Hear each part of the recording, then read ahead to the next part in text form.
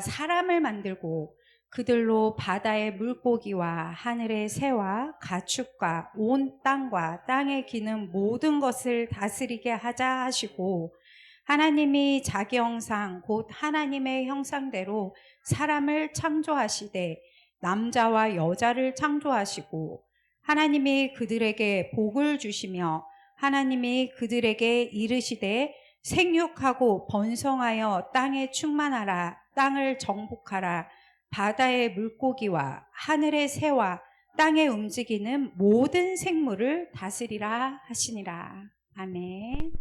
할렐루야. 이 시간 우리가 하나님의 형상이라는 말씀으로 함께 은혜를 나누길 원합니다. 올해부터는 우리 렘넌트 부서들이 함께 연합을 해서 찬양 예배를 드립니다. 여러 가지 이유가 있지만 저에게는 굉장히 의미가 있는 것은, 작년에 제가 하나님 앞에 정말 간절히 물었던 게 있어요. 묻고 또 괴로워했던 게 있는데요. 근데 저는 약간 여기 또 이제 보배전 쌤이나 미숙 전사님처럼 전임 사역자라기보다 여러분처럼 현장에서 또 일을 하고 또 주일날 교육전사로 있다 보니 현장에 있는 시간이 더 많아요. 근데 교회보다는. 그런데 항상 저한테는 그 렘넌트들 앞에 제가 항상 대학 시절부터 지금까지 하나님 앞에서 렘넌트들 앞에서 부끄럽지 않은 사역자 되게 해달라고 그 기도 제목이 정말 간절하게 하나 있는데, 너무 하나님 앞에서 렘넌트들 앞에서 부끄러운 거예요, 작년에. 이유는 현장에서 아침에 은혜 받고 가요. 말씀 듣고 가죠. 그런데 현장에만 갔다 하면 팡팡이 깨지고 오는 거예요, 제가. 그거는 뭐냐면 나도 모르게 내 마음이 그렇지 않거든요. 말하면서도 내가 왜 이러지 싶은데 불신앙이 자꾸 나가는 거예요, 말로. 내 마음은 하나님 믿는 믿음과 신앙이 간절하게 있는데 말로는 막 남 욕하고 저 사람 왜 저래? 정말 저도 모르게 정말 막 이렇게 쌍욕만 안 했을 뿐이지 저 사람 정신병자지 저 정도면, 정말 이 말을 달고 살았어요. 집단인지라 그런 사람이 많아요. 여러분들도 많죠, 현장에. 그거를 자꾸 달고 사는 거예요. 그러면 오면서 또 괴로워요. 하나님 자는데 내가 또 복음 전해야 되는데 가서 또 이러고서는 내가 왜 이러지? 정말 어떤 때는 그래서 한 학기 동안요 혼자 밥 먹었어요. 내가 안 그러고 싶은데 자꾸만 밥 먹으면서 그런 얘기가 자꾸 되니까 저도 오면서 얼마나 괴로워요. 전도사님인데 현장에서 렘넌트를 현장 살리러 가야 된다고 막 맨날 매주 얘기하는데 내가 현장 살리기는 건 가서 막 어떤 때는 막 내가 먼저 막 사람들 욕하고 막 쟤 왜 저러는지 모르겠다고 그러고서 오는 마음은 편합니까? 해보신 분들 아시죠? 안 편해요. 그렇게 말한다고 안 편해요. 오면서 굉장히 괴롭죠. 또 누리지 못했구나. 그래서 제가 결단하고 진짜 한 학기 동안 다른 교수님들이 좀 오해할 정도로 밥을 같이 안 먹었어요. 만나면 자꾸 내가 불신앙 얘기가 나오니까 입을 다물어야겠다. 그러면서 하나님한테 계속 기도하면 하나님이 현장에서 진짜 승리하고 그 모습을 렘넌트들 앞에서 보여줘야 되는데 거짓말쟁이로 설 수는 없고, 하나님 이거 어떻게 해야 됩니까? 계속 기도하는데 그 마음 가운데 하나님이 딱 주셨던 게 찬양을 회복해라 라는 말씀을 주셨어요. 저의 개인적으로요. 그래서 제가 원래는 항상 말씀을 들었거든요. 가면서 깨달아지면 이게 뭐가 훈련이 안 되냐면 듣긴 들어도 입으로 시인하지 않으면 이게 훈련이 안 되더라고요. 언어가 되게 그만큼 중요하거든요. 우리 옆에 사람에게 다시 한번 축복할까요? 복받은 사람입니다. 이게요, 왜 이렇게 고백이 되게 중요하냐면 머리로 알아도 입으로 시인하지 않으면 정리가 안 되고 내게 안 되더라고요. 찬양은 결국 하나님께 드리는 예배의 행인데 어떤 것도 있냐? 하나님께 영광을 입술로 시인해서 드리는 거잖아요. 그러니까 내가 알긴 알아요. 은혜를 알아요. 근데 그걸 입으로 시인하지 않으면 내 거로 하기가 굉장히 어렵다라는 게 느껴졌어요. 찬양이 내가 좀 부족했구나. 그리고 나서 교회를 생각했더니 찬양 예배가 언제부턴가 있었는데 언제부턴가 찬양 예배가 없어진 거예요. 저희가 항상 찬양 예배를 드렸던 거가. 찬양 예배가 회복되면 너무 좋겠다. 혼자 생각하고 있었어요. 그리고 가는 길에 말씀을 듣는 시간이 많았는데 찬양을 하는 시간을 좀 더 늘렸어요. 제가 내 입술로 고백하는 게 너무 중요하다. 훈련이 안 되어졌구나. 감사의 고백 이런 것들이 좀 부족했구나. 가면서 찬양을 좀 듣는 시간을 더 많이 하고 찬양을 막 드렸어요.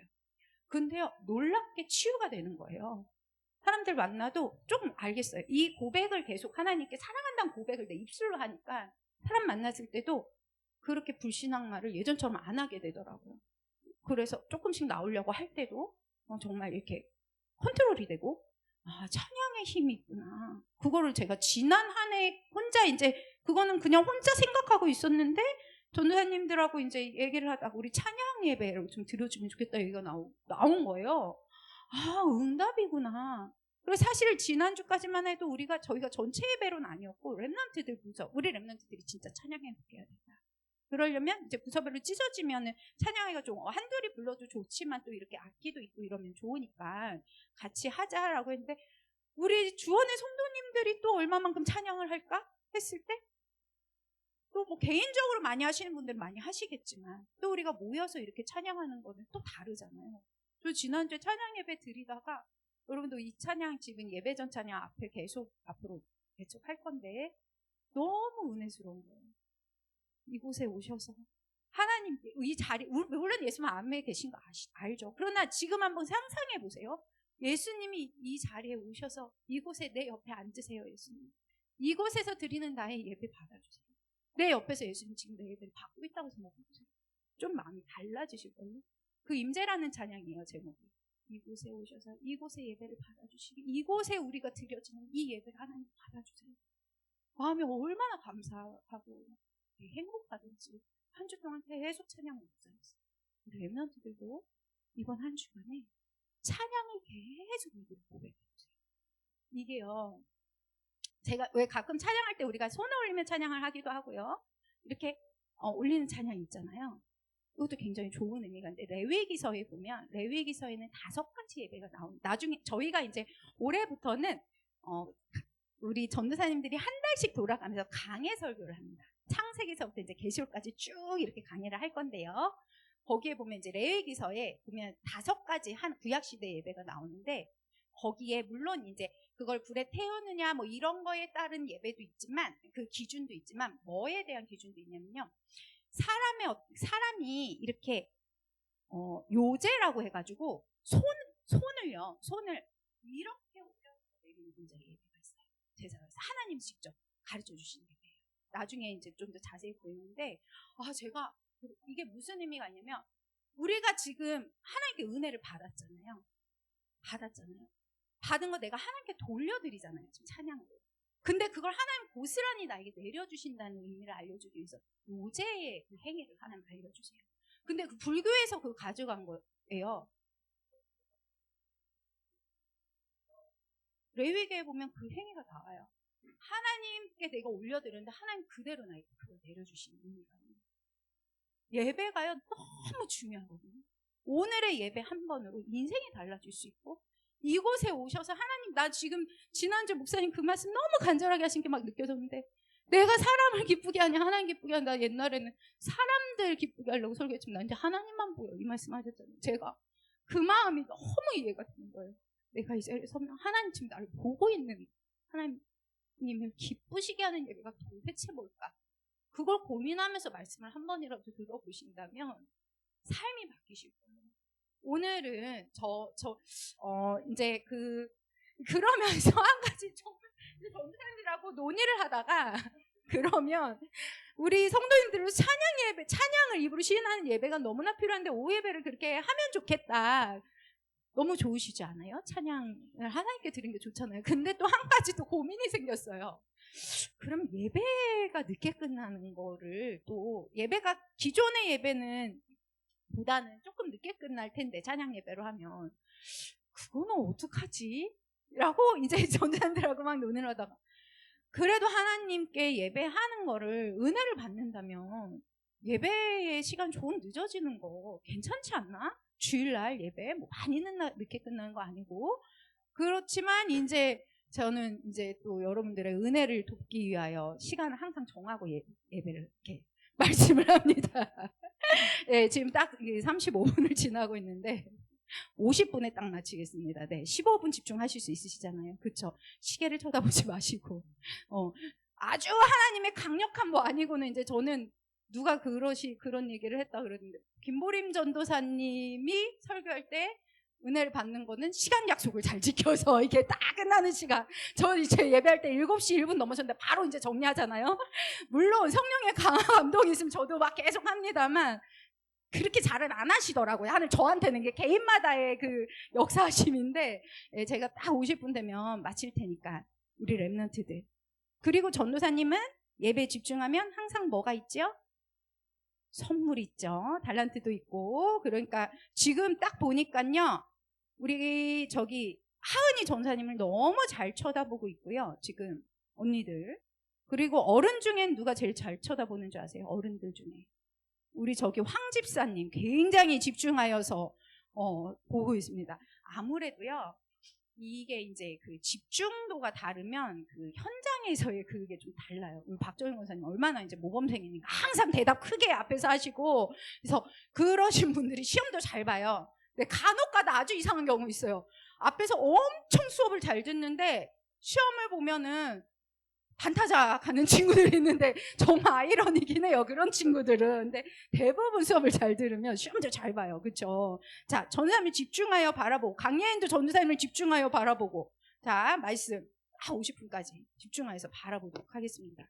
자, 지난주 우리 창세기 1장 1절을 우리가 함께 나눠봤고 사실은 전도사님들이 약속을 했어요. 우리 한 장씩 하자 하다가 아니야. 또 이제 설교자들이니까 그 마음을 아는 거야. 하다 보면 어떤 때는 좀 하나님 성령이 역사하셔서 이게 분량을 잘 못 채울 때가 있더라. 그래서 한 달씩 할 때 제가 예를 들어 상세를 하면 그 다음 레위기 하고 이렇게 할까 하다가 그러지 말고 우리 인도를 받아보자.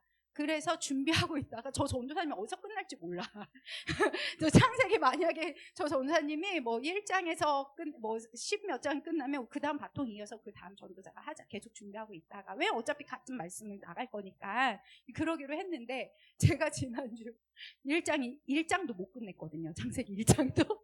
그래서 전도사님들에게 나 모르겠다. 이러다가 4장 나갈 그 바벨탑 갈 수 있을지 모르겠다 했더니 다들 괜찮다고 그러시더라고요. 인도를 받아 가겠습니다. 성령님께서 하시는 우리 그 말씀의 인도를 받아서 오늘은 창세기 1장 26절에서 28장 말씀을 함께 나누기를 원하는데요. 오늘 제목은 하나님의 형상이에요. 형상. 자, 우리 랩런트들이 한번 대답을 해보겠습니다. 우리 랩런트들. 자, 하나님의 이미지 하면 딱 떠오르는 것이 있나요? 하나님의 이미지. 뭐가 떠올라요? 너는 뭐가 떠올라? 창조? 너 창조 뭔지 알아? 오, 우리 똘똘이 창조 뭔지 안돼요. 하나님의 이미지. 떠오르시는 거 있어요? 어떤 머릿속? 우리 혜정쌤 뭐 떠오르세요? 하나님의 이미지. 뭐가 떠올라요?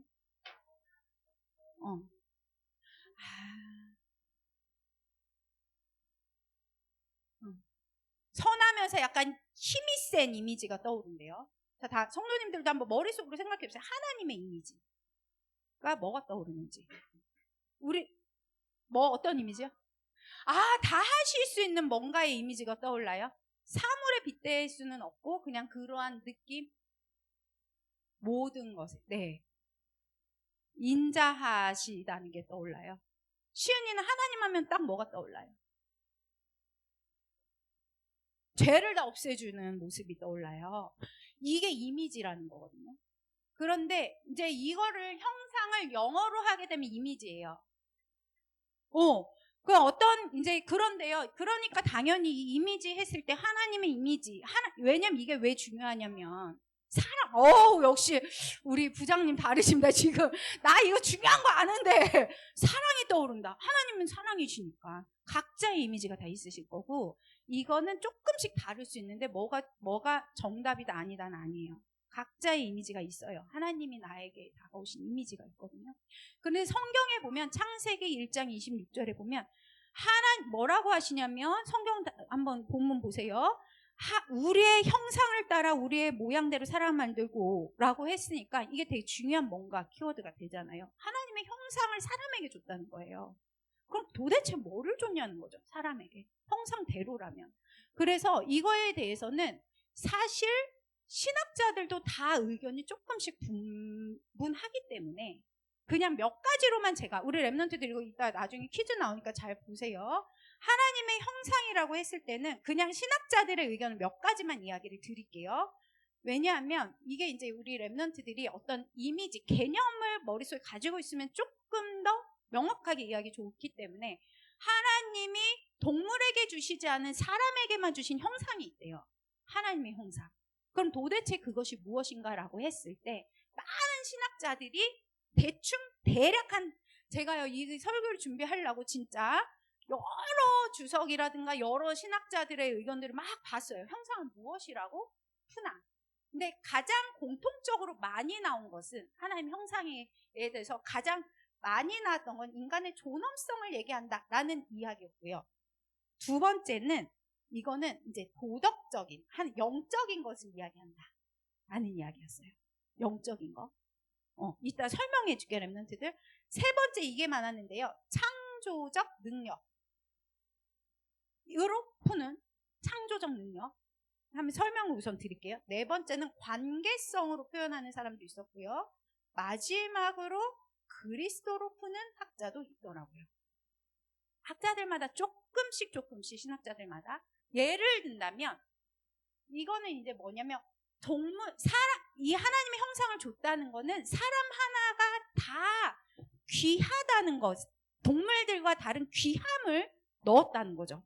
그래서 왜 우린 동물 하나 죽이는 것과 사람 하나 죽이는 거는 굉장히 큰 의미를 두는 거가 하나님의 형상이 누구도 함부로 할 수 없는 하나님의 형상이 그 안에 있다라는 거고요. 그런데 이제 이것으로 제일 많이 설명을 해요. 거룩함. 하나님의 거룩함을 이 안에 두었어 라는 얘기예요. 그런데 이게 저희가 이제 성경을 보다 보니까 골로새서 3장 10절 얼른 한번 찾아볼까요? 여기에도 이렇게 풀어져 있더라고요. 이 하나님의 형상을 골로새서 3장 10절. 자,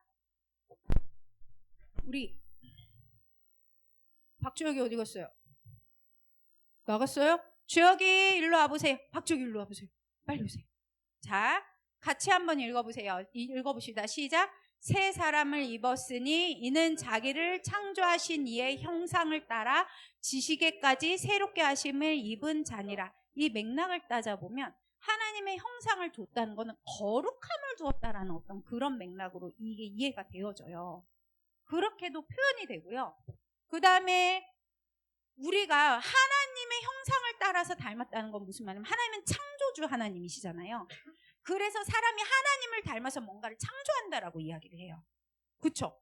뭐 다른 동물들이라든가 이런 것들은 뭔가 창조적 능력이 없어요. 뭔가를 모방은 해도.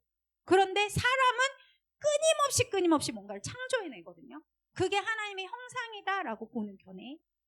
그 다음 네 번째는 이 관계성은 이거는 이제 뭘로 설명을 하냐면 내가 동물들은 하나님께 예배할 수 없다는 거예요. 하나님 형상을 줬다는 건 무슨 의미냐면 동물 강아지한테 앞만 가르쳐봤자 손을 모으는 행위는 할 수 있어도 우리가 막 이곳에 오셔서 이곳에 임재하소서라는 하나님을 생각하고 하나님하고 막 소통하는 거 그건 동물들이 못 따라하잖아요. 사람만 하거든요. 신기하게 말과 글이 없는 부족들도 뭔가 신을 숭배하는 거는 해요. 모든 종족들이 다 있어요. 신앙이. 그것이 기독교가 아니어도요. 그 종족이 미개하다 하더라도 신앙이라는 건 반드시 있거든요.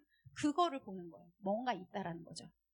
관계, 영적인 관계를 맺는 거. 그렇게 설명하고 마지막으로 이 그리스도로 이제 보는 견해가 있는데 이거를 왜 설명을 드리냐? 저는요 이번 주에 사실 이 하나님의 형상 한 단어로 계속 묵상을 하는데요. 끊임없이 기쁘더라고요.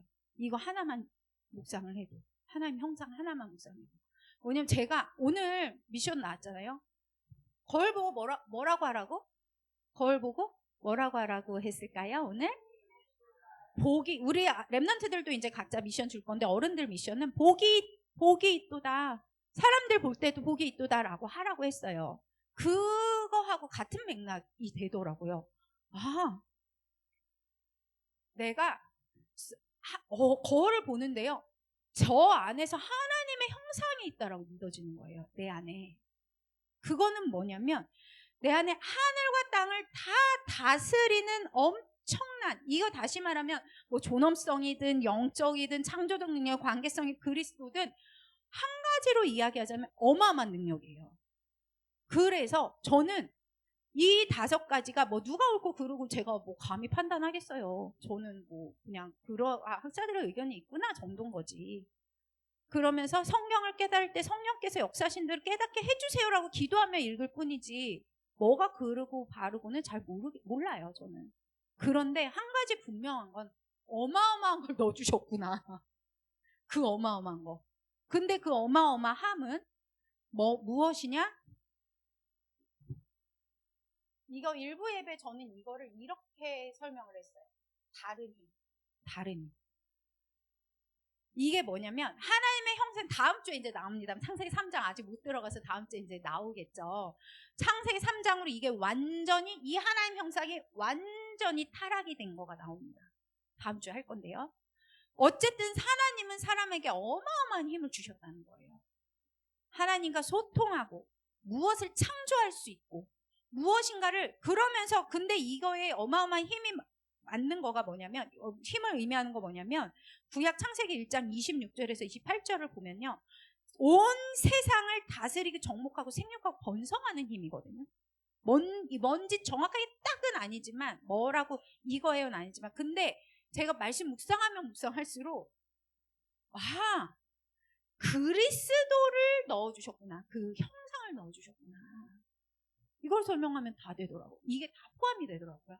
그래서 아주 간단하게 이제 여러분들의 이미지, 뭐 하나님이 센 이미지, 뭐 선한 이미지, 여러 가지 이미지가 있습니다만 하나님의 형상했을 때 딱 그리스도 이미지를 함께 떠올려 보세요.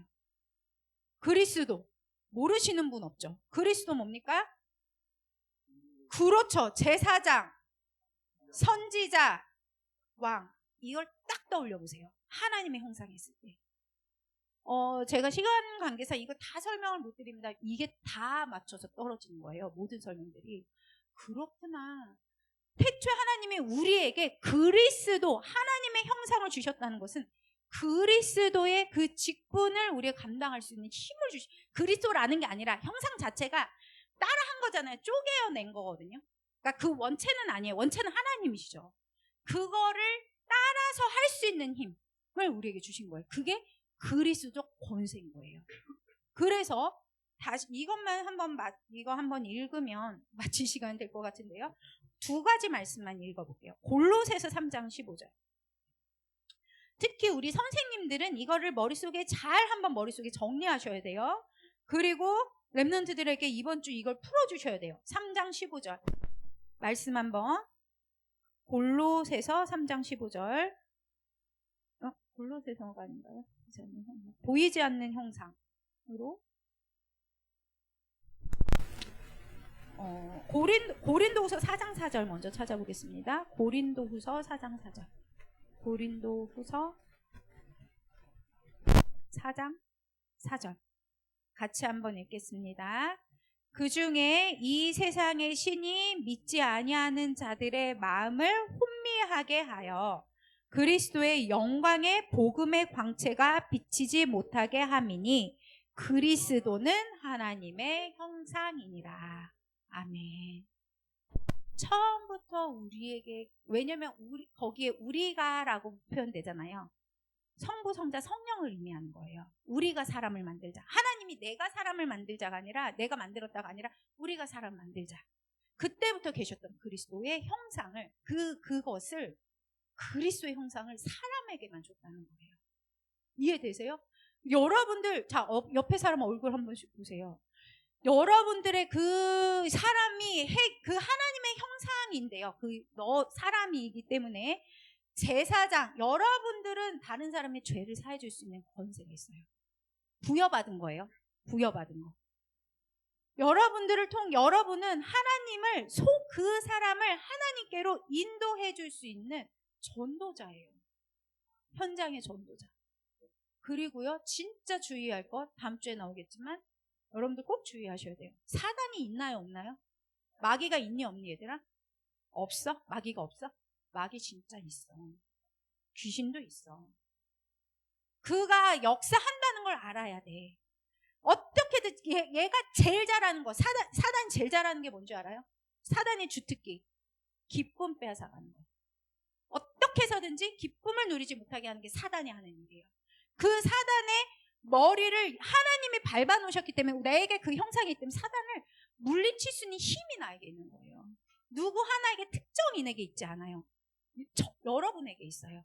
그러니 저와 여러분은 세상이 감당하지 못하는 사람들인 거예요. 왜? 나 그 비밀을 가진 자, 그 비밀을 소유한 자, 현장을 살리는 자. 거울 볼 때마다 복을 네가 참 많이 받았다. 하나님 형상이 너에게 있다. 렘넌트들 볼 때마다 이 안에 하나님 형상이 있는 거예요. 우리 렘넌트들 안에 하나하나 안에. 얼마나 귀해요. 우리 관영 집사님. 자, 50분이 이제 넘어서 마치려고 합니다. 기억하세요. 여러분들의 이미지, 하나님의 이미지 여러 가지가 있겠지만 하나님의 형상대로 나를 창조하셨어요. 그리스도의 권세를 나에게 주셨다는 의미예요. 그 그리스도 권세 나에게 있어요. 그거를 회복받는 방법이 예수 그리스도라는 거죠. 그래서 이번 한 주간 동안 렘넌트들 기억하세요. 뭐를 기억하세요? 하나님의 형상. 그래서 렘넌트들의 미션입니다.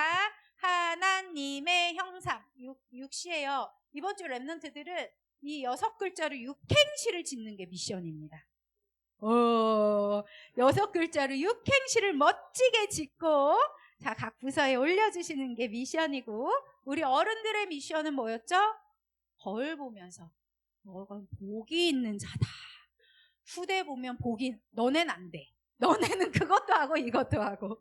기도하고 마치겠습니다. 하나님, 세상이 알지 못하는 어마어마한 복음을 가진 자로 우리를 부르셨사오니 감사를 드립니다. 우리 안에 하나님이 주시는 다른 힘이 있다는 것을 기억하게 하여 주시옵소서. 하나님의 형상대로 지음받은 우리가 예수 그리스도로 인하여 하나님의 형상이 회복된 자임을 기억하게 하여 주옵소서. 감사드리며 우리 주 예수 그리스도 이름으로 기도드렸습니다. 아멘.